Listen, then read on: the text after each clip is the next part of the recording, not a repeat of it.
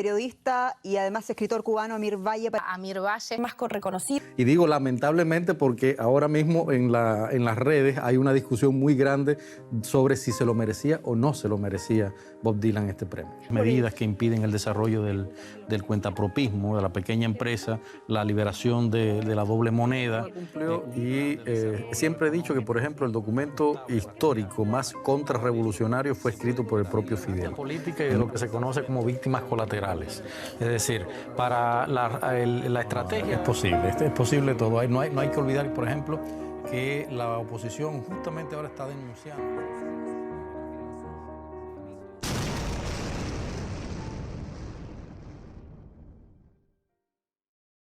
Cuba es un estado fallido y no me hablen de bloqueo.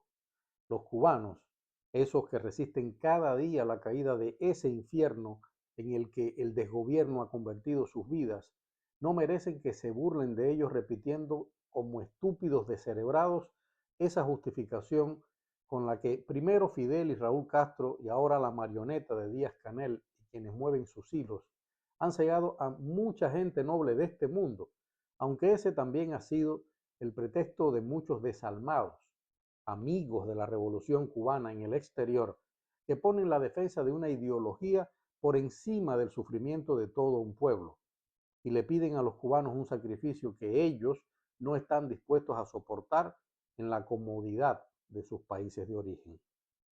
Millones de personas ahora mismo apenas tienen que comer en Cuba. Los sueldos alcanzan solo para comprar unos pocos huevos si es que aparecen. En África también, yo lo sé, y en algunas naciones de América Latina también, lo sé.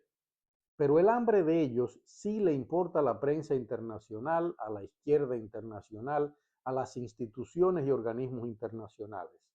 El hambre de Cuba, que según estadísticas recientes afecta ahora mismo a 2 millones de personas en el oriente del país, luego del desastre provocado por el paso del huracán Melissa, o a ese 89% de la población que vive hoy en la extrema pobreza en Cuba. Ese tipo de hambre no le importa al mundo porque ocurre en el país que hizo esa revolución que muchísimos ciegos siguen defendiendo y tomando como el ejemplo de lucha contra el capitalismo salvaje universal. Pero los dirigentes siguen inventando reordenamientos y cambios absurdos en la economía cubana y las finanzas internas.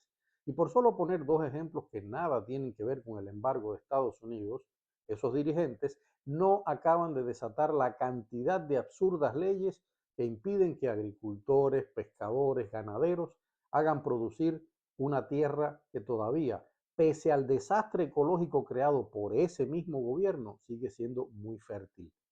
Y siguen diciéndole a los cubanos y a sus tontos útiles defensores en el mundo que no hay dinero para garantizar una canasta básica a los cubanos, otra vez por culpa del bloqueo, pero no se han decidido a explicarle a los cubanos y a esos tontos útiles fuera de la isla qué destino quieren darle, o le han dado ya, a los 18,000 millones de dólares. Escuchen bien, 18,000 millones de dólares que una investigación reciente, bien documentada, encontró en las cuentas bancarias fuera de Cuba del conglomerado militar Gaesa, dirigido por los herederos sanguíneos del castrismo.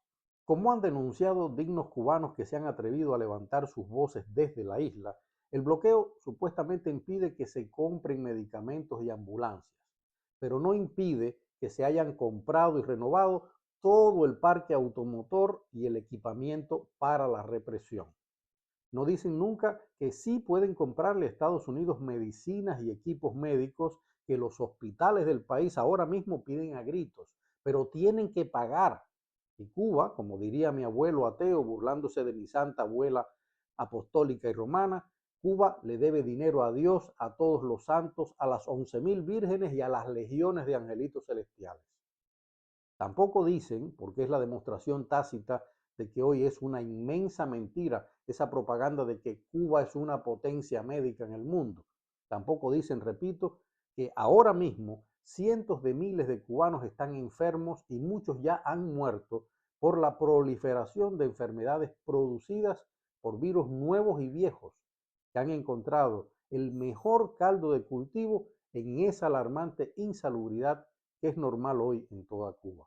La isla entera parece un enorme basurero, porque el gobierno es incapaz de recoger la basura y no tiene el valor moral de declarar la emergencia nacional. Tengo familiares en el oriente del país, precisamente en esa zona donde nacieron los Castro, que han llevado a mi país a la ruina, por cierto. Y allí, en Mayarí, hay un hospital que el gobierno llamó Mártires de Mayarí y que la población hoy llama Cementerio Mártires de Mayarí. Y es solo un ejemplo del cansancio del pueblo. Todos los cubanos que me escriben de la isla, escritores, cineastas, periodistas, abogados, arquitectos, maestros, mis lectores, todos sufren ahora mismo las secuelas de enfermedades que ni siquiera pudieron diagnosticarles en consultas que están atestadas de pacientes desesperados, con médicos cubanos que no logran atender a todos y además no tienen tampoco para dar una buena atención médica ni mandar los medicamentos requeridos. Pero el gobierno calla porque declarar la emergencia y pedir ayuda de organizaciones internacionales de cooperación es para ellos una derrota ideológica. Y eso les importa más que la vida de los cubanos. Aquello de que en Cuba no hay clases sociales quedó en el pasado. La extrema pobreza en Cuba alcanza ya el 89% y la intención de emigrar llega hasta el 78%. Y Díaz-Canel y la camarilla en la sombra que mueve sus hilos se ríen de esa frase que se atribuye a Martí: cuando el pueblo emigra, los gobernantes sobran. Frase que no dijo nunca Martí, lo tengo que aclarar, pero sí dijo algo parecido y mucho más fuerte. Escuchen: la tiranía ahuyenta a los habitantes de los pueblos y la libertad los atrae. Eso fue lo que dijo Martí. Apagones, falta de agua, drogas químicas, bandas criminales, inseguridad social, una altísima tasa de feminicidios, violencia a todos los niveles de la sociedad.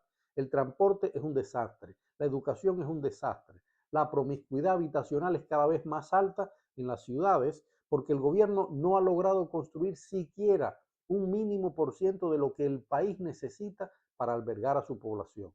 Y ahora mismo la isla toda es un inmenso albergue depauperado y con millones de personas sobreviviendo como indigentes en albergues sin condiciones. Los ancianos pululan en las aceras intentando vender lo que recogen en las basuras. La mayoría de ellos, luego de darle toda una vida a ese proceso social fracasado. El oficio más conocido ahora mismo entre los pobres en la isla es ese: buscar en la basura algo para comer o para vender y lograr algo de dinero para comprar comida. Y burlas, muchas burlas, un verdadero circo.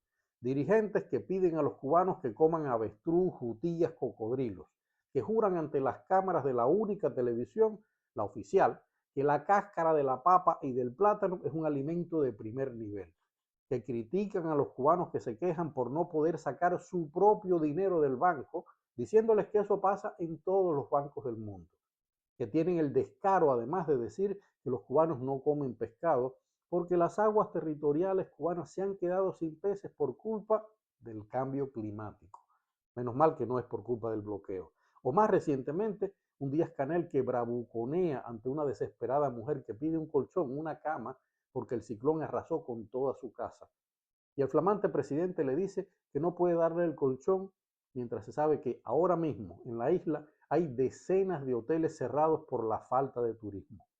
Ese mismo presidente que no tiene la decencia de exigirle a su mujer que en medio de tanta miseria regada en las calles del país no salga en sus redes sociales luciendo teléfonos móviles de más de 1.000 euros o carteras y ropas igual de carísimas.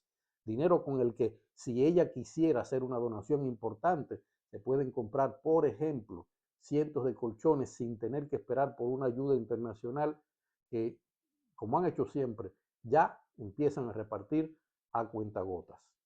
Un caos, un país que agoniza, una población aplastada por el miedo a la represión tras los encarcelamientos de miles de personas que salieron en 2021 a protestar contra todo ese terrible estado de cosas. Una nación que es sostenida ahora mismo gracias a las remesas, a los medicamentos, a la ropa e incluso a los alimentos que envían o compran desde el exterior esos casi 4 millones de cubanos que años atrás se vieron obligados a escapar de la isla.